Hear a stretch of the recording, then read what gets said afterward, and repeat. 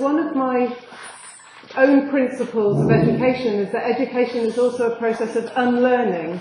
It's a moment of vulnerability.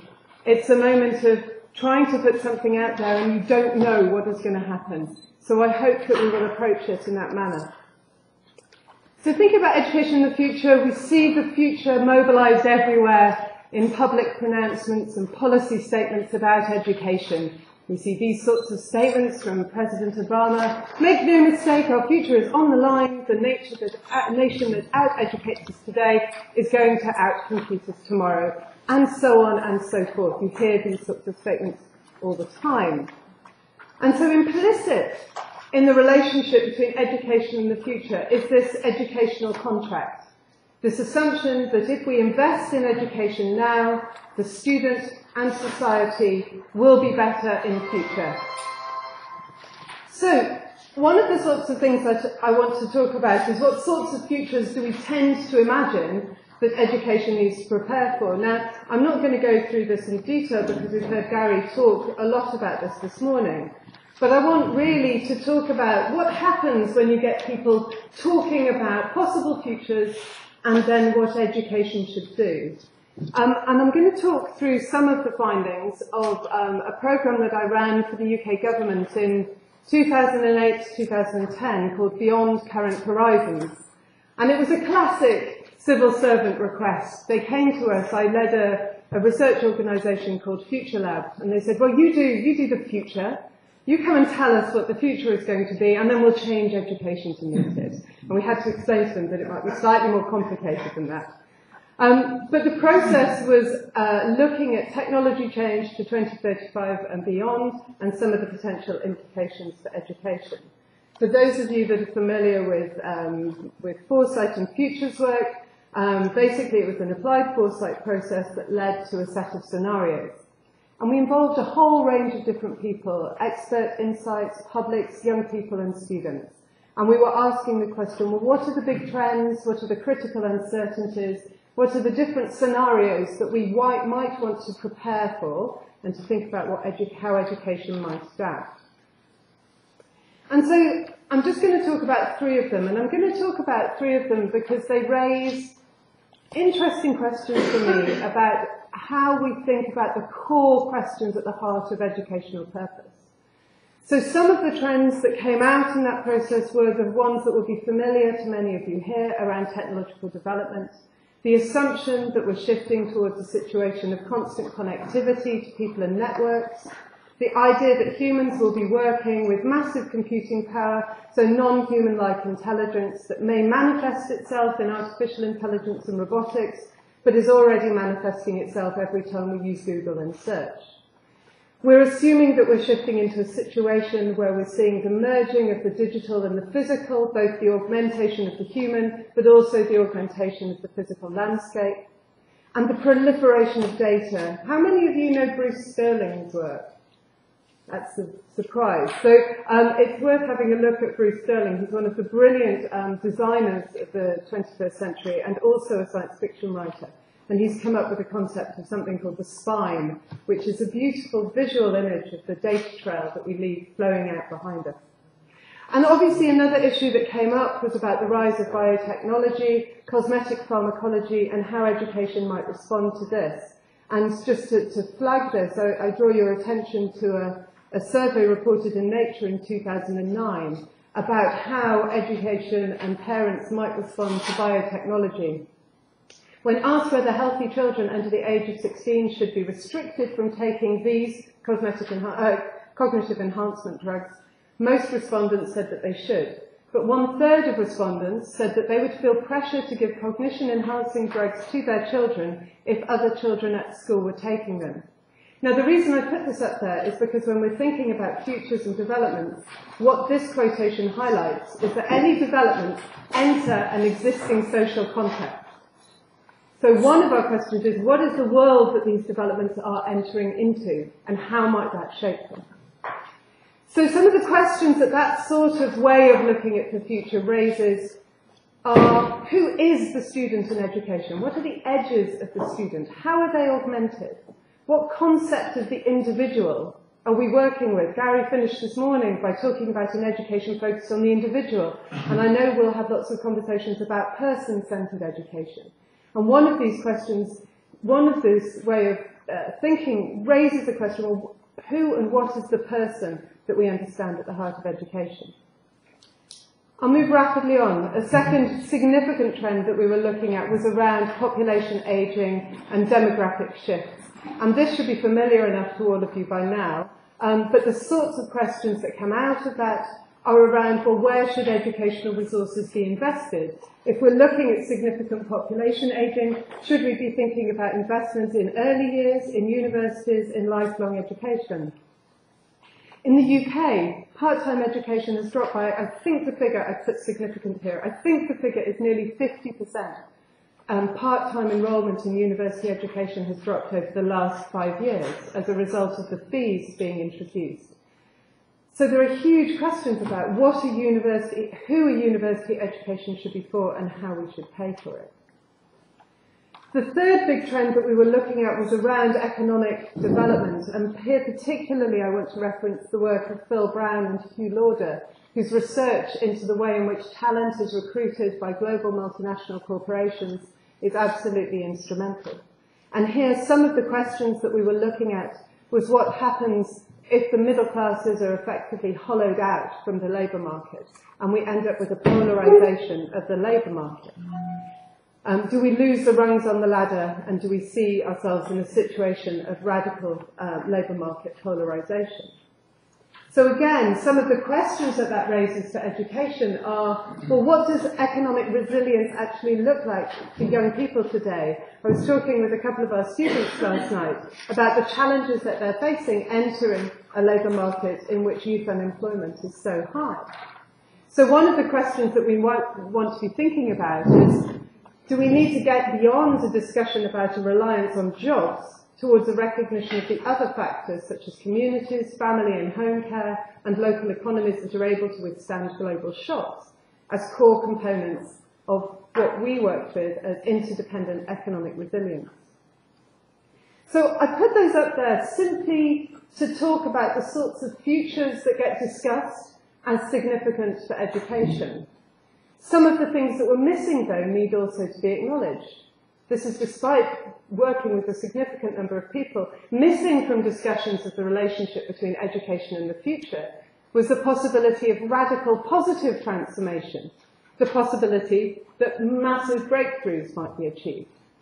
We also saw people struggling with thinking about geopolitical structures. What happens, for example, if Europe stops functioning? And so what I really want us to talk about today is what are the ethics of telling stories about the future in relation to education, if the stories that we tell are always going to be partial.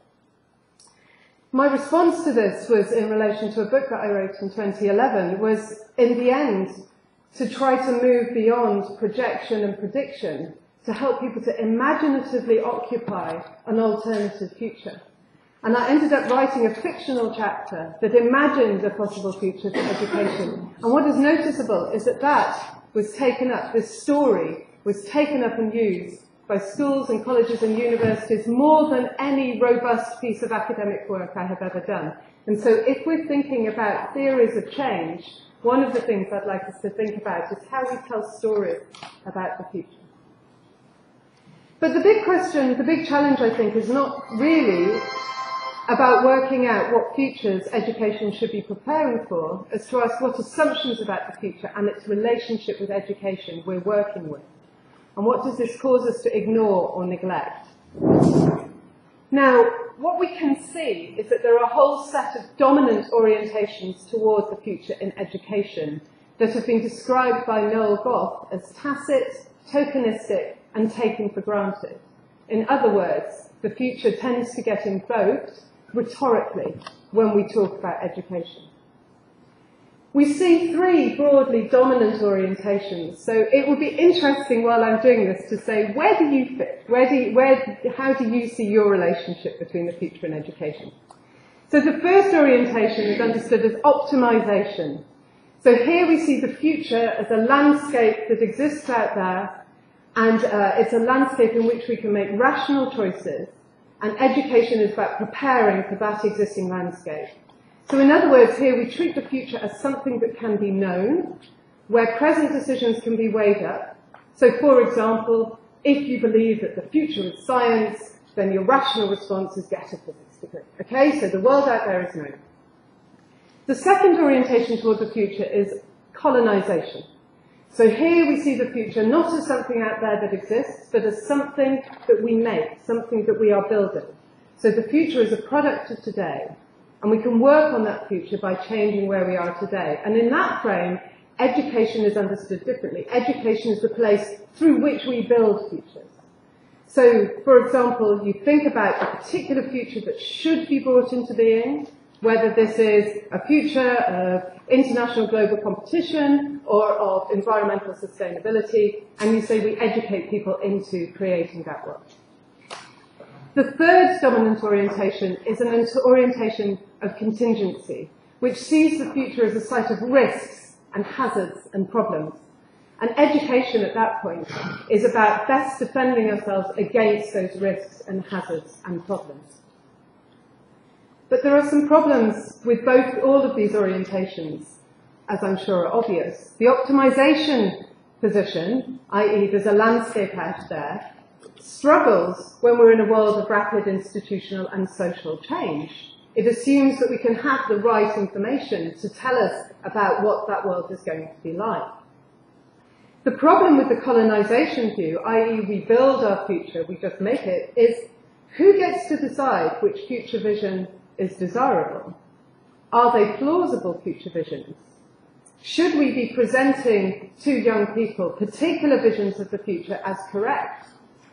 A particularly difficult question is often, are there conflicts of interest between adults and young people as we tell them to work towards particular futures? So, for example, I cannot tell you how many times, I'm sure we've all heard, the idea that we must educate young people for a greener future. The question has to be raised in my book is why are we asking them to do that and not acting ourselves in the present?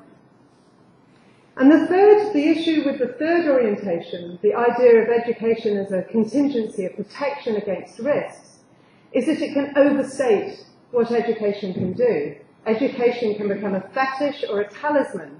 We can get subscribed to the fantasy that education will rescue us all from disaster. Now, the reality is if education could do that, it would have done this a long time ago. We know that education in and of itself is no guarantee of economic security, democracy, or well-being. So the risk with the contingency model is we ignore the other actors that can help us to achieve the sorts of things that we want to achieve. So I want to flag a couple of alternative perspectives here, and they're drawn both from the work in anticipation studies but also from the philosophers who are working around questions of education, from Whitehead to Hannah Arendt to Bergson and others. So anticipation studies, as we know, is starting to question a relationship with the future that is premised on trying to predict and to forecast. It draws on a whole range of different perspectives, from utopian studies to new awareness and critical studies. And here the position is probably best captured by Riel Miller, who I know is a contentious figure in the futures field. And his argument is that the challenge is not that we must find ways to know the future, rather we need to find ways to live and act with not knowing the future. And I'd next like to flag the work in philosophy of education, and here I'm talking about Hannah Arendt, you could go back to John Dewey, Jan Machelin's work, Gert Pieste's work. And here what the key issue is that recognizing that education is not simply an instrumental process with predetermined outcomes or a transmission process of knowledgeable people into unknowledgeable others. Education instead is a provisional and non-guaranteed relationship. This is a course that we're doing here. There is no guarantee of education and learning happening. None. Zero.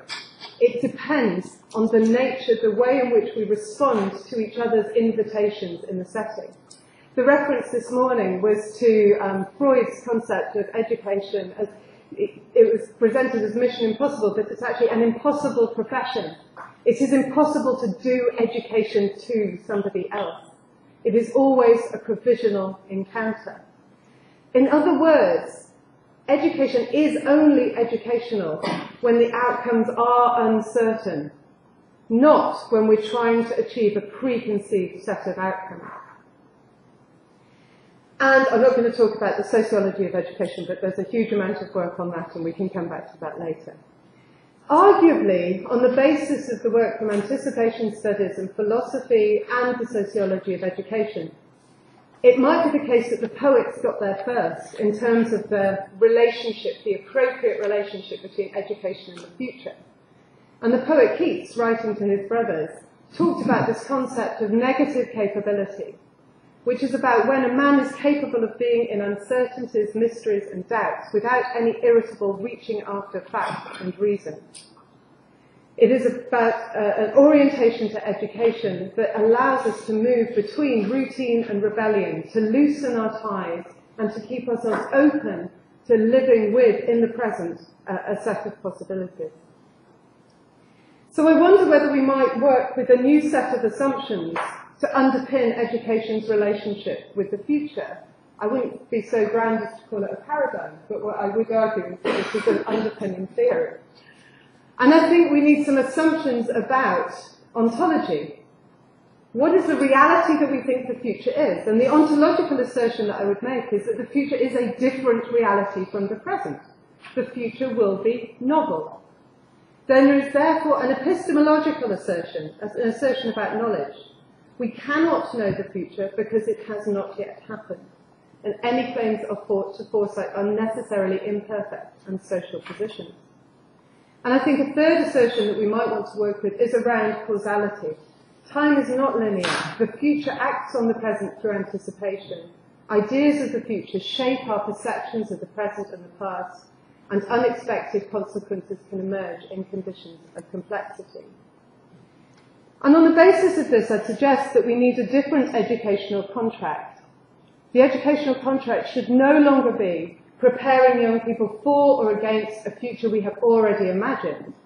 Instead, education's role is to create the conditions that will enable students to confront uncertainty and to participate in the dynamic disclosure, imagination, and creation of possibility in the present now. So, what might that mean? What might a curriculum that is oriented towards uncovering the possibilities of the present as opposed to preparing against or for or to create the possible future? Well, I think it would have 5 elements. The first of these is recognizing the present as a rich, a deep, and an abundant site. And here I reference Roberto Poli's work on the idea of the thick present, a way of recognizing the multiple layers of reality that are materials for creating futures. And if we recognize this, we acknowledge that the present has a surplus of possibilities. And here we might think about Brian Masumi's argument. In every situation, there are any number of levels of organization and tendencies in play, in cooperation with each other or at cross purposes. This uncertainty can be empowering. It gives you the feeling that there is always an openness to experiment, to try and see, to bring a sense of potential to the situation. It is an open threshold, a threshold of potential. The second element of a curriculum of the present would be to move towards an idea of using the future rather than trying to predict it. And here I look at the work of Ernst Bloch or Ruth Levitas on the uses of utopia. Utopia as a set of ideas that allows you to produce discontent with the present and to pull you into the idea of a possibility that might not yet be realized and might not yet exist. The third component of a curriculum of the present is the component of critique. Critique is the way of asking ourselves, does it always have to be the way it is at the moment? And critique, as Nicholas Comprides asks, is the basis of democratic politics. I'll skip over that. But I think we need to recognize that this sort of curriculum of the present is incredibly difficult. The work of opening up possibilities, of finding possibilities, of challenging what's going on is very hard. And as my colleague Sarah Ansler argues, hope, which is essential to this, begins in the ordinary, challenging, often unarticulated and unarticulable, and in some cases disrespected and punished work of learning to refuse despair within the concrete circumstances of our everyday lives. So if we're going to do that sort of hard work, then an education system is going to be adequate, needs to recognise the necessity of friendship and of interpersonal relationships. Without that, we cannot build the confidence to critique and to question. And arguably, the relationship of friendship is a distinctive relationship to the future. Friendship is about acknowledging another's agency that challenges your own, that is uncertain, that is unknown, and yet still producing a relationship of commitment with each other. And finally, I'd suggest that this component, that this curriculum of the present needs to be premised upon the recognition of multiple ways of knowing, of uncovering the possibilities in the present through seeing the world in multiple lenses, through a coexistence between rational and spiritual, theory and practice, indigenous and Western knowledge. And here I think we can move beyond the very familiar pendulum shift between conservative and progressive education to recognise that either the disciplinary traditional modes of working or the more emergent, more intuitive modes of working both allow us to frame the world in different ways. And this is a project that I'm working on at university level that does this, but I won't talk about this now. So I think what we want to talk about, if we're talking about the relationship with education in the future over the next 3 days, is to try to reframe that relationship a bit. I think what I want to do is to think about education as occupying a distinct temporality. It is a site of interaction between the past, the present and the future. It's the site in which we operate between what we think we know and what we can imagine and what we can uncover. And the ecotone metaphor is a boundary state. It's like the estuary between the river and the sea. It's the bank between the woodland and the river. And the point is that different things flourish in those spaces. It is not simply subservient either to the river or to the sea. It has its own logic and processes and purposes. It is not simply subservient to the wider world.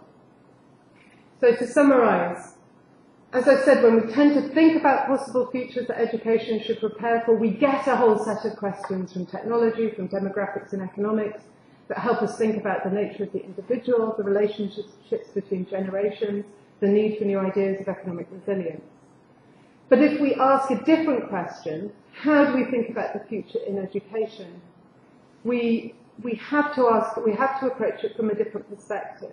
We have to say, how do we build an orientation towards the future in education that isn't about reproducing narratives of inevitability, either of crisis or salvation, that isn't cramped, narrow and defensive, that doesn't seek mastery of the future, often by trying to place ever tighter roles on the present, and that doesn't conceive of agency as self-defense or trying to seek out knowledge with a faulty flashlight. So I want to propose a pedagogy of the present that lets go of the desires to colonize the future, to know the future, and to fear it. And we can see examples of this everywhere. Wherever you look, as soon as you look, you can find new approaches to education proliferating all over the world. And so really one of my questions is, what are we up against if we want to reimagine education? And I think we need to raise two issues. The first of these is the fetish for standardization that we are occupying. The international standardized assessments that systematically militate against recognizing diverse ways of knowing. And the over-reliance on simplified forecasts for attainment. The attainment forecasts that we tend to work with are so unreliable that more than 90% of the young people get to those positions in a different way from the way in which the forecasts would imply. We also need to recognise that we're operating in an environment of a hostile political economy. Teachers are on fractional, precarious contracts that erode the capacity for personal encounters that is at the heart of a meaningful education. And we are in a situation where the marketisation of education as a commodity means that arguably the possibility of true educational experiences in universities is being eroded, as students increasingly demand not to be challenged because they're paying a lot of money for their course. So in other words, I think we need to ask not only what we want education to be, but how we dismantle the systems and structures that are working against it. Thank you. My son went to his university in the state of Arizona, and I went to visit him. It's a very famous business school. And when I entered there, there was a little shop, and there's a little plaque that says, "I know all the answers. Just the questions that I don't understand." So so many questions have been raised here. And I was thinking, I'm getting a little old. I'm now 87. I started my university when I was 18, so it's been a long time ago. But I've been thinking, what has happened during this period? Frankly speaking, what has been the future if I had looked at in 1947 when I was entering the university? And I began to think, well, frankly, we should go a little bit beyond that. Bologna started in 1088. Before Bologna, what was there? There was no university. Some teaching was done from father to son, from philosophers or religious leaders, etc. Then we had Salamanca, 1154. So it took a few years there. Paris, 1150. So you see, it took a long time for other universities to appear in Europe, when there was a long tradition of leaders, religious leaders teaching each other. In the present, what are we seeing today in the universities around the world? Still, I remember the university has three objectives, main objectives: education, research, extension. We added in South America this critical conscience of society, but we're not doing that too well. But at the same time, today, we are seeing, not today, it started some years ago, the open education. The open education in your country, done beautiful work, but I can recall. We UNED in Spain, okay, the Open University in India, Thailand, Japan, MOOCs, Khan Academy, EDX, Coursera. You see, there's a lot of things going on right now, which are beginning to show us that there are possibilities for a future for higher education. We're still very much attached to the past. I remember when I visited the first time Aalborg University in Denmark, I was quite surprised to see they were using education with 8 students today, 1 tutor, throughout their career. And they're working problems of society, of industry, so that time. Fantastic, I said. How is not this spread all over the world? Why? Because universities, people said, we are very conservative institutions, very slow to change. Not only Aalborg, I could say Maastricht was doing the same thing. Quest University in Canada, in British Columbia, the first private university there, is doing something fantastic. But not spread around. They're there. So far, we have not seen many results. Now they're famous in the United States, Minerva and Arizona State University, two very interesting new developments. How much of that is known? How much that's being taught and how to use it? So there are things going on right now that we must study more, find out more before we can say universities are not looking to the future.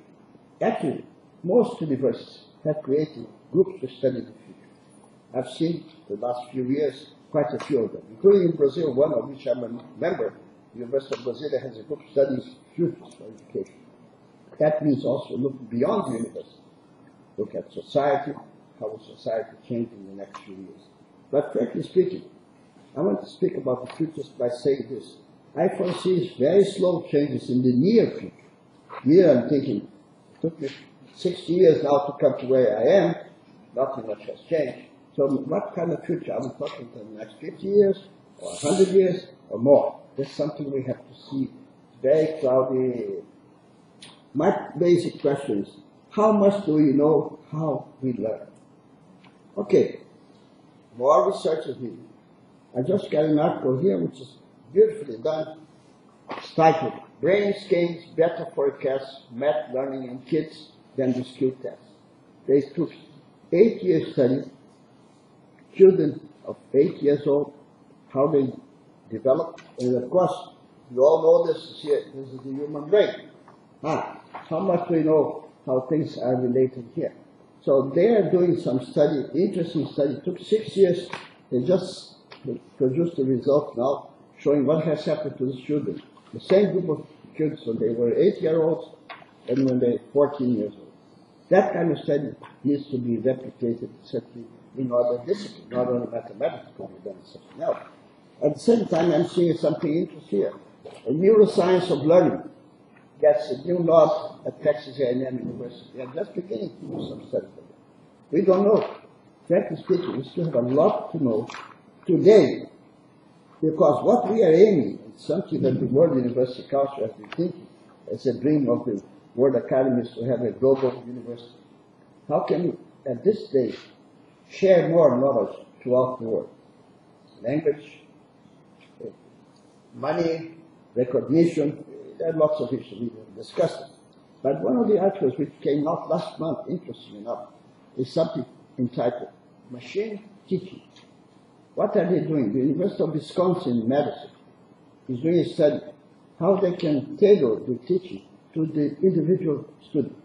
So you don't have the teacher like today teaching for an average of a Gauss curve like that, but so you go to each student. Now that is possible, something they're doing further study.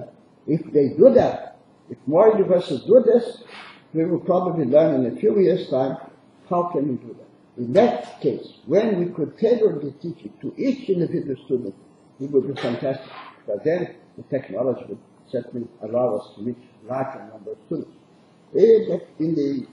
I'm thinking here on one of the big challenges was mentioned, somebody says here, if one part of the occupations and 3/4 of the companies will not exist in a decade, what are we educating the students for? What kind of future? We don't know. Okay, finally, there are major developments. We have learned already from the data collected that we should go into this interdisciplinary studies, not focus on disciplines, but try to look at it. This has already been done. Arizona State University. It's quite successful. They're retaining the students, they're increasing the number of students, so there's a possibility. We have to learn from what's going on already in research, looking a little to the future. So I think we have to do more of that. And I think we have to also help to promote creativity, entrepreneurship, innovation. These are the key words. This in my country today, people ask, how can we innovate? We need to have innovation. Innovation depends on the minds of well-trained students. And the big question is, how do we train good students if we don't have good teachers? So that is a major challenge, to improve teachers' education, etc. So, and promote lifelong learning. Of course, we heard about that. But how do we promote lifelong learning? Okay, the course of Professor Thun at Stanford had 140,000 students, of which 5.1% were from our country. The course was in English. Stanford, no cost. 5.1%, of 140,000, 7,000 students. I was surprised to hear about it. But then we did an analysis. What kind of students were they following that course? Most of them are already graduates, bachelor's degree, even master's degree. So we do not reach really those that we think we're going to reach. And of those that we think we're going to reach through online or even some blending mechanisms, we're still losing 80% of that. So how to improve that, that's something that's a challenge for the few years ahead. In other words, we should be looking at these new developments and follow other research which are going on everywhere. I know in Japan, Korea, Professor Stephen can tell us about that. So there's a lot of research going on. There's a new development, which some of you may have heard about. It's the OER Foundation.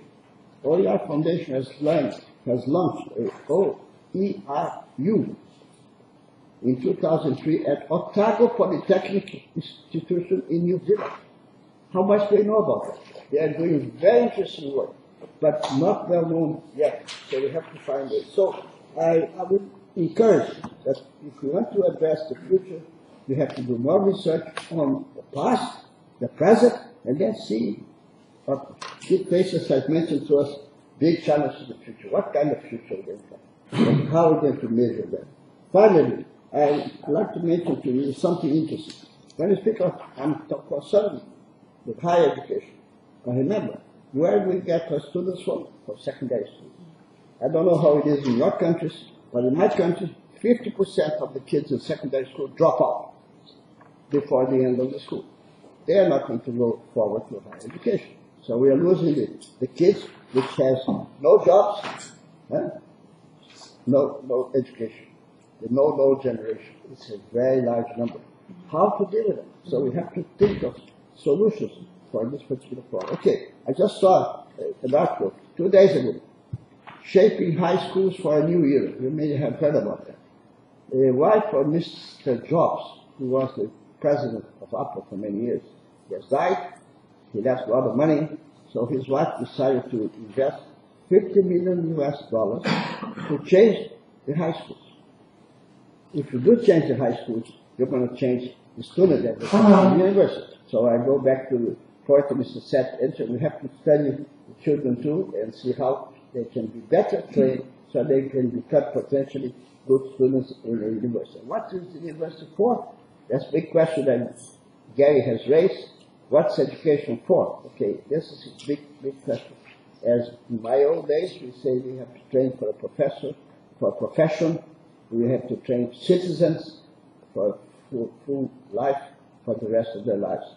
I think this goal has more or less changed a little bit now with the younger generation, according to Face's points here. And I think we have a good discussion on the topics. And I want to stop right here because I don't want to speak long. Okay. Thank you very much. I will focus on institutional questions that existing and changing universities, not as a whole educational chain, but I will just focus on the universities.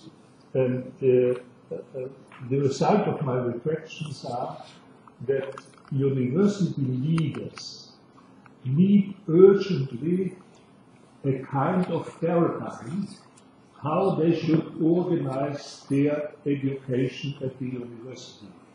So I have to explain a bit what I mean by a paradigm. A paradigm is a living system.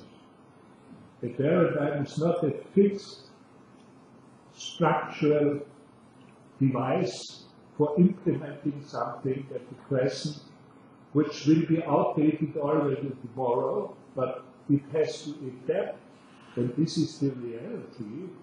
In all institutions, including the university, they adapt every day, but by far too slow. They are not flexible enough, but they are changing.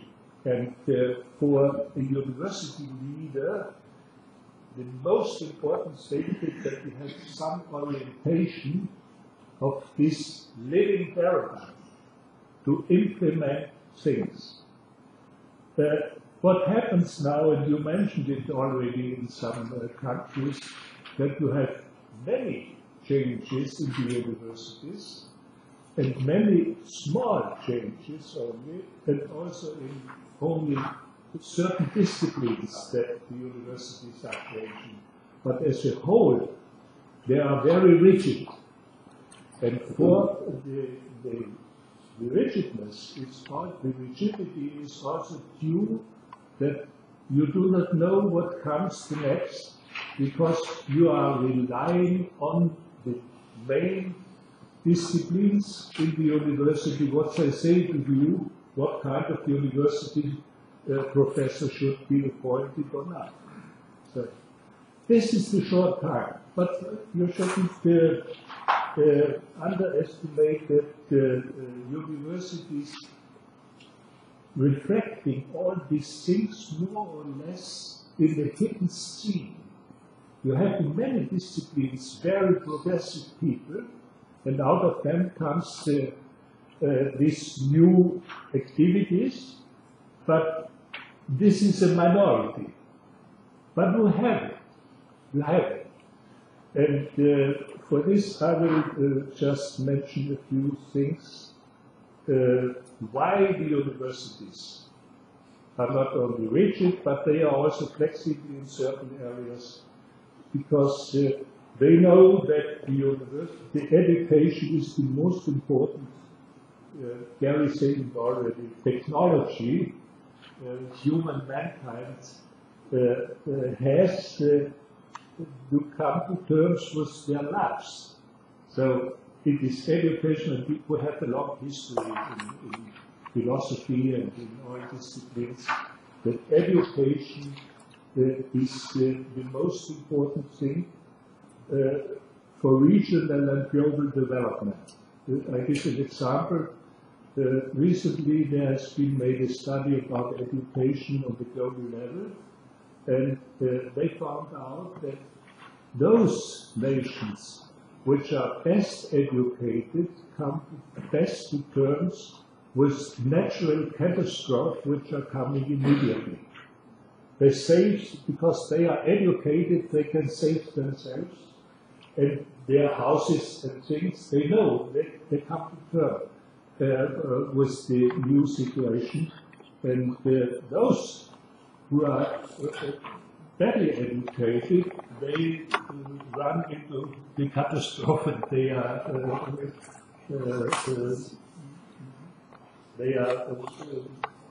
hit, or they are even come to death. The second point is, so education is the main device. Nobody, and the universities can know it also to a certain extent. The present universities will certainly be a smaller part in the future of the all educational activities. University will not multiply according to the need of students. You will have many other institutions which educate people. For example, private firms. We know that all big private firms have their own universities, or several universities. We know also that rich people, they found private universities. For example, if a rich man has been ill 20 years ago, he will fund a medical school for treating this cancer in many cases. So we have a very differentiated system of education in a comprehensive sense.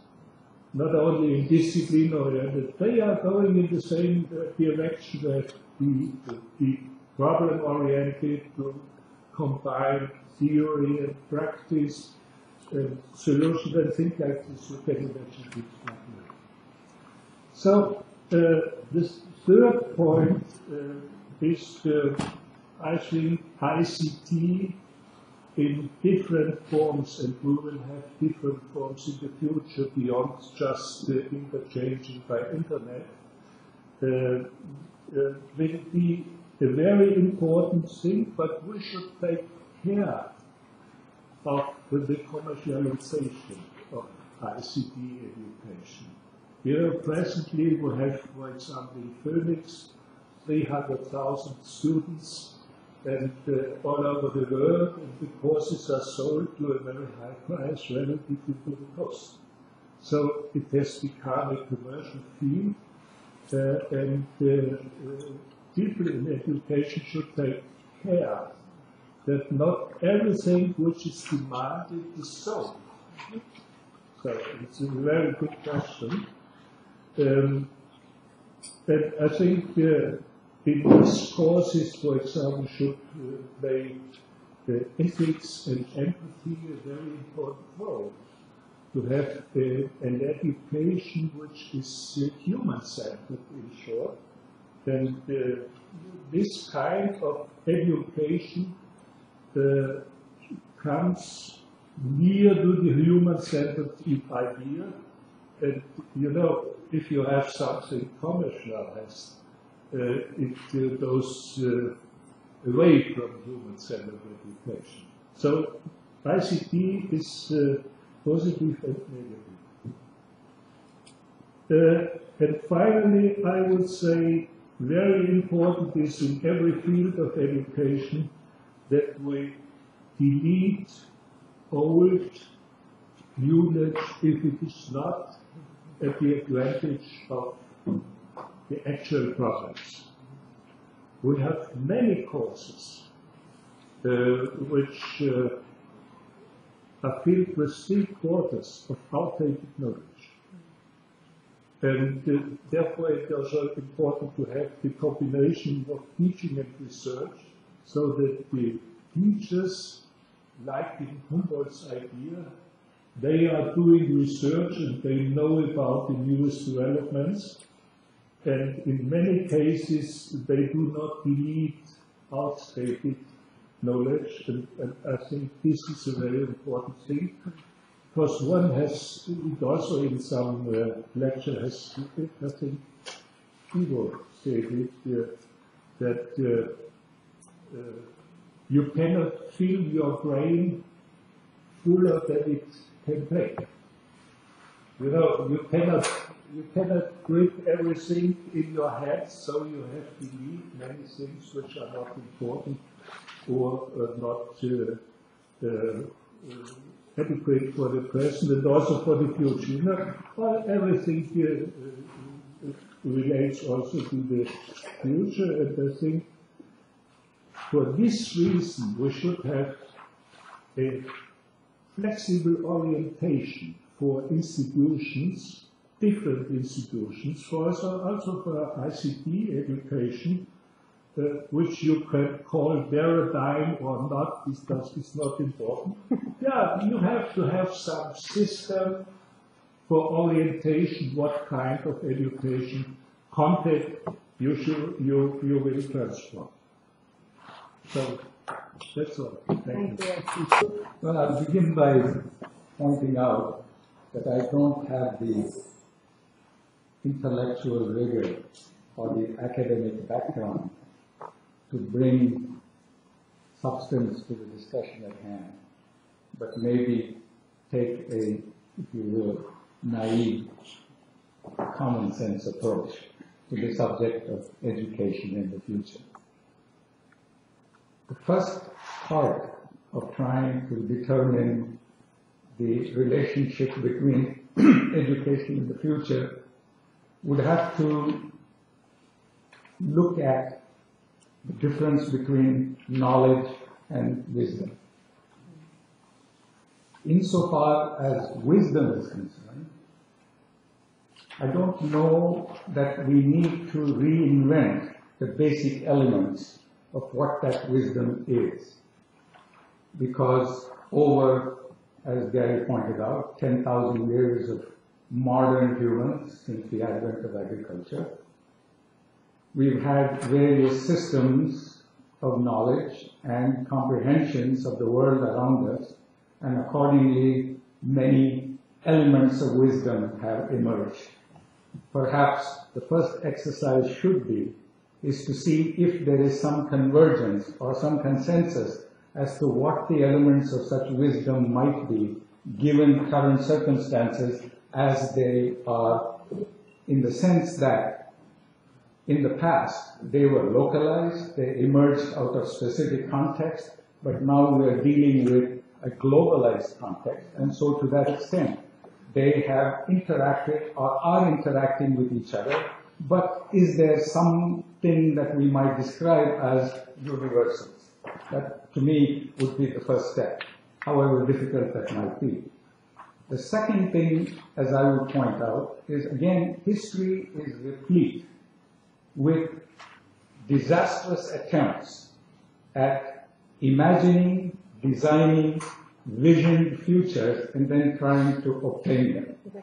As I see it, if such a thing were possible, we have been on the planet as modern humans for 200,000 some years, and it's likely that we would have already arrived at where we should be. But since we have not, I think one has to look at the idea of designed, imagined futures itself, and to see perhaps, is there another way to comprehend how the future comes about and how might we get involved. So here is something that I would like to point out in terms of what that complexity is. Take a look at the fact that each one of us from different parts of the world assumes several identities at any given time, depending upon the need or the requirement at that point in time. You are an individual, You're a member of a community, you're a member of a neighborhood, a state, a country, or, as it's now being pointed out, we are global citizens. Imagine what I'm going to try and describe this in a three-dimensional axis sense. Assume that to be the first axis, the x-axis.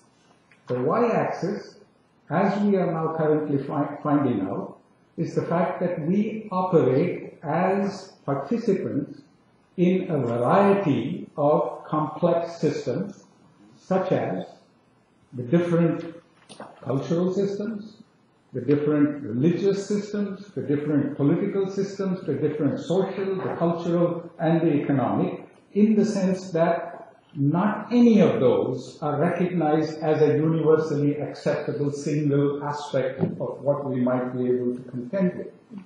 That's the second axis. And the third axis, now that we are beginning to understand, is that we are part of a system, the Earth, or the planet Earth system, which has its own elements as the z-axis, which might be described, the elements of which might be described as the biosphere, the geosphere, the atmosphere, and if I may take the liberty, some rigorous scientists may not agree with it, but if I were to invoke Teilhard de Chardin, the noosphere. So if you were to take a look at these three dimensions that I have just described, every single individual has a complex interaction possibility of 5 times 5 times 5 is 125 different possibilities. Simple, in very simple terms.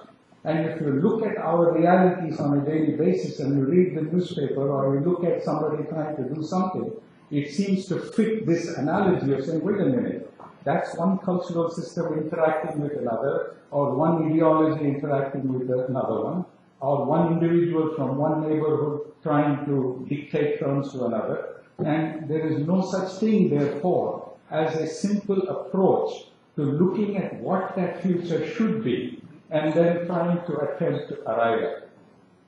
So what's the alternative? I would submit that there is a possibility, and that has to do with considering the outcome or the future as an emergence. It is not something that is a predetermined outcome that is in our power. What does that mean by way of human interactions with this kind of a complexity? And here what I would like to suggest is there is a principle in physics or in nature, as it is described as how nature works. It has to do, it's a complex thought experiment that I'll try to describe later in my presentation in the afternoon, but it refers to the concept of a sand pile and so on. But the point is this: humans are of course participants. Humans are of course involved in making or causing some outcomes to occur. And in that sense, they are active participants. Active participants insofar as the choices and the decisions that they make on a day-to-day basis. And to that extent, their inputs are important, but the complexity of the interactions is such that it self-organizes into an outcome at critical tipping points, and the future then comes before you as an emergence.